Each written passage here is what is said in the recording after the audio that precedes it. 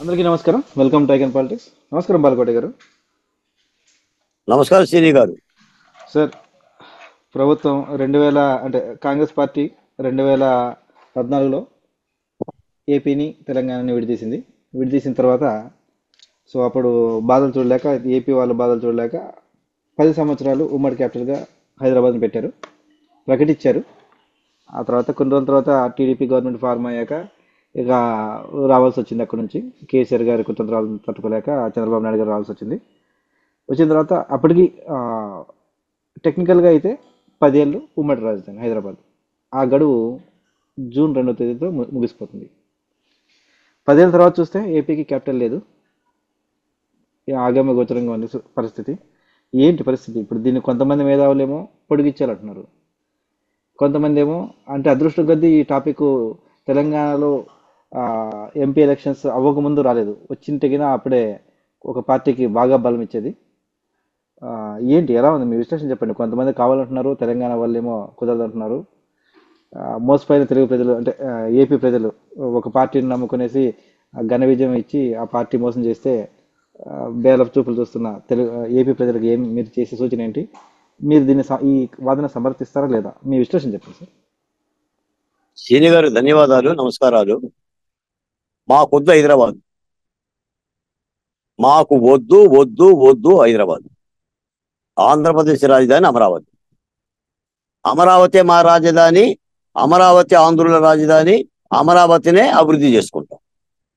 మీరు ఇప్పుడు చెప్పినట్టుగా విభజన పర్వంలో ఆంధ్రప్రదేశ్ను రాజధాని లేకుండా చేసి విభజించింది కేంద్ర ప్రభుత్వం, చాలా దుర్మార్గంగా.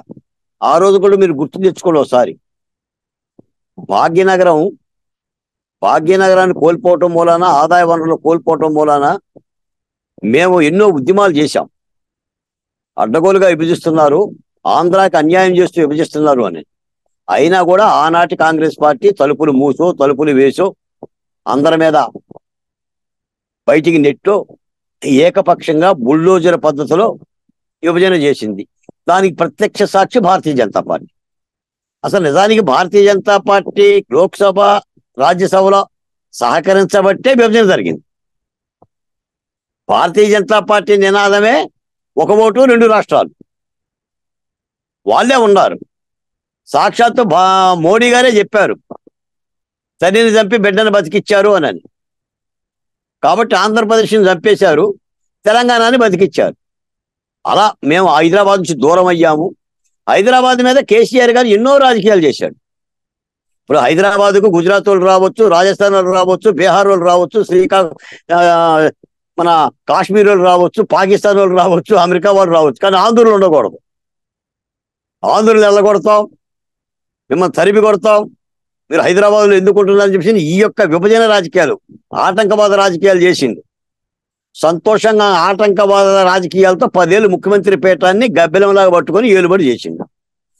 ఆఖరికి రేవంత్ రెడ్డి గారి యొక్క ధాటికి కాలుదారి కింద పడి అధికారం కోల్పోయిండు. ఇప్పుడు మాకు ఎందుకంటారు సీనియర్ గారు, మీరు కూడా ఆలోచించండి. మంచో చెడో మాకు రాజధాని ఈ రోజు కాకపోయినా రేపైనా నిర్మాణం చేసుకోక తప్పదనే ఆనాటి ముఖ్యమంత్రి చంద్రబాబు నాయుడు గారు ఆంధ్రప్రదేశ్ నుంచి అన్ని సంస్థలను కూడా తెలంగాణ నుంచి ఆంధ్రప్రదేశ్కి అన్ని సంస్థలు తెప్పించేశాడు. దాదాపుగా అన్ని సంస్థలు వచ్చినాయి, ఉద్యోగస్తులు వచ్చారు. మేము సచివాలయం కట్టాం, అసెంబ్లీ కట్టాం, హైకోర్టు కట్టాం. రైతులు కూడా రాజధాని కోసం 34,000 ఎకరాలు ఇచ్చారు. గత ముఖ్యమంత్రి చంద్రబాబు నాయుడు గారు 3 ఏళ్ళు అక్కడి నుంచే పరిపాలన చేశాడు. ఈ విధ్వంసక పరిపాలకుడు జగన్మోహన్ రెడ్డి గారు కూడా 5 ఏళ్ళు అక్కడి నుంచే పరిపాలన చేశాడు.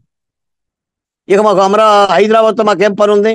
కాకపోతే ఏంటంటే జగన్మోహన్ రెడ్డి గారి కారణంగా అమరావతి అనేది కొద్ది నాశనం చేశాడు.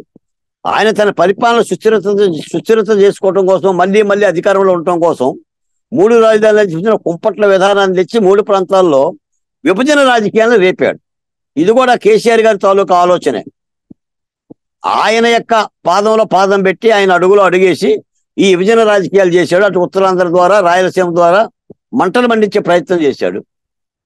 భగవంతుడు కరుణించి అమరావతి రాజధాని ఉద్యమకారులు పెద్ద ఎత్తున సుదీర్ఘమైన ఉద్యమాలను చేసి 1600 రోజులు ఉద్యమాలు చేసి జగన్మోహన్ రెడ్డి గారిని విశాఖ వెళ్లకుండా చేయగలిగాం. ఇతర 13 జిల్లాల నుంచి 6 ప్రాంతాల నుంచి కూడా ప్రజల యొక్క మన్ననలు చేయగలిగాం. వెరసి ఆఖరికి ఎన్నికల క్రతువులోకి వెళ్ళాం. కాబట్టి ఏ రాష్ట్రానికైనా ఒక రాజధాని ఉంటుంది, మాకంటూ ఒక రాజధాని ఉంది. కాబట్టి హైదరాబాద్తో మాకైతే పని లేదు. చాలా మంది నాకు అంటున్నారు ఇంకా పూర్తి స్థాయి అమరావతి మనకు రాలేదు కాబట్టి అప్పటి వరకు ఉమ్మడి క్యాపిటల్ గానే ఉండాలి.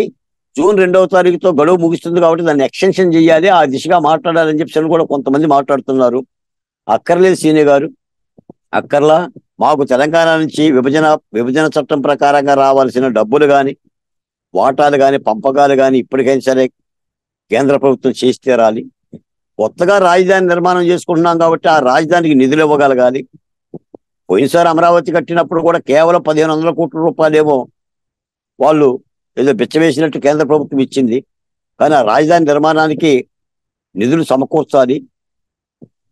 జగన్మోహన్ రెడ్డి గారి పరిపాలనా కాలంలో కూడా రాజధాని వివాదం అయితే కేంద్ర ప్రభుత్వం ఆదుకున్న పాపాన బోలా. జగన్మోహన్ రెడ్డి గారి గడ్డి పెట్టలా. అది విభజన చట్టం ద్వారా వచ్చిన రాజధాని, దాన్ని మార్చడానికి వీలు లేదని చెప్పలేకపోయింది. దానిలోనూ రాజకీయాలు చేసింది మొట్టమొదట. తర్వాత భారతీయ జనతా పార్టీ కూడా మద్దతు పలికింది. ఆఖరికి న్యాయస్థానాలు కూడా అమరావతికే మండగా ఉన్నాయి. అమరావతి శాసనాల ద్వారా, చట్టాల ద్వారా, సిఆర్డిఏ హక్కుల ద్వారా ఏర్పడింది, దాన్ని మార్చడానికి వీలు లేదు.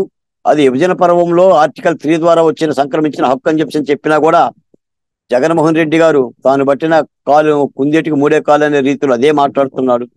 నిన్న మొన్న కూడా అన్నాడు కదా, మళ్ళీ మేము అధికారంలోకి వస్తే నేను విశాఖపట్నం వెళ్ళిపోతాను అని. ఒక విధ్వంసక పరిపాలన.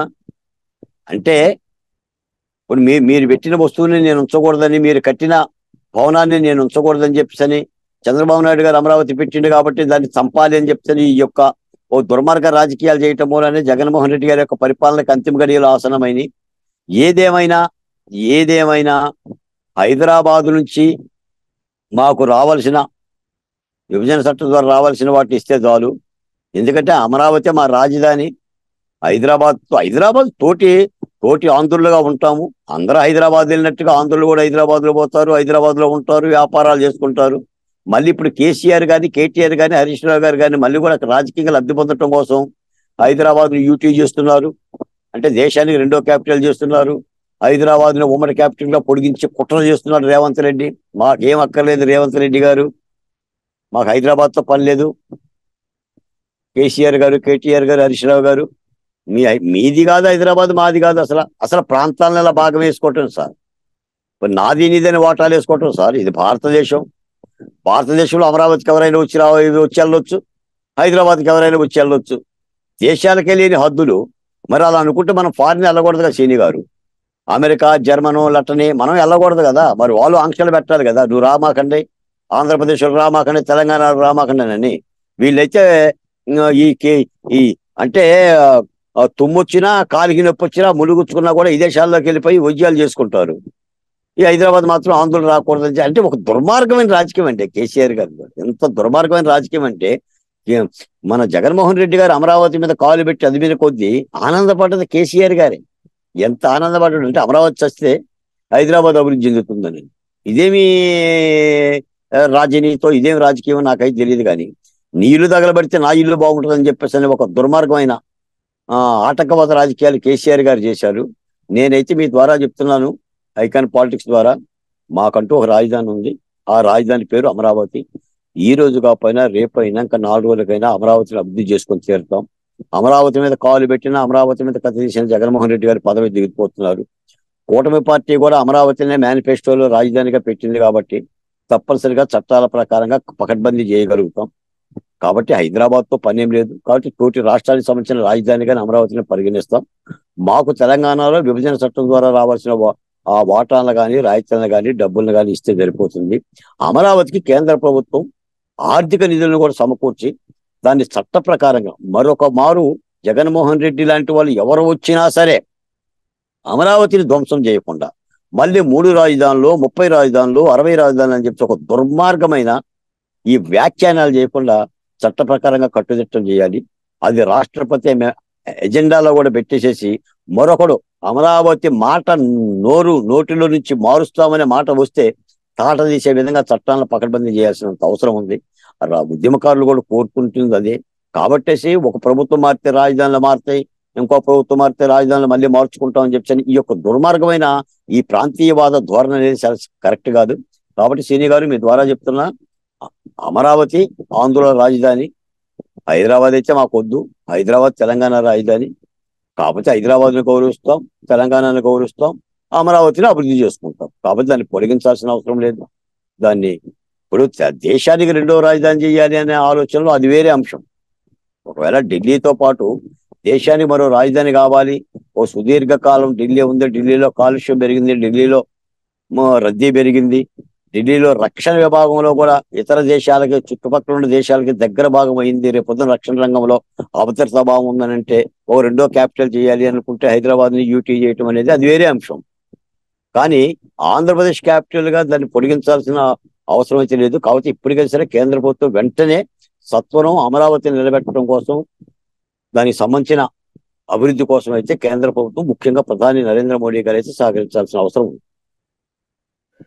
ధన్యవాదాలు సార్. మీరు చెప్పినట్టు కొత్త ప్రభుత్వం ఏర్పడి ఖచ్చితంగా క్యాపిటల్గా అమరావతి అద్భుతమైన నగరం నిర్మించబడాలని ఆశిద్దామండి. అలాగే కేంద్ర ప్రభుత్వం కూడా సహకరించాలి. అంటే జగన్మోహన్ రెడ్డి గారు చాలా సహకరించారు గత 5 ఏళ్ళుగా. మరి నెక్స్ట్ 5 ఏళ్ళుగా మనకి ఆ మాత్రం సహకరిస్తే చాలు, ఎక్కడికో వెళ్ళిపోతుంది అమరావతి. చూద్దాం మరి ఇంకా ప్రజల తీర్పు ఎలా ఉండబోతుందో. ధన్యవాదాలు సార్.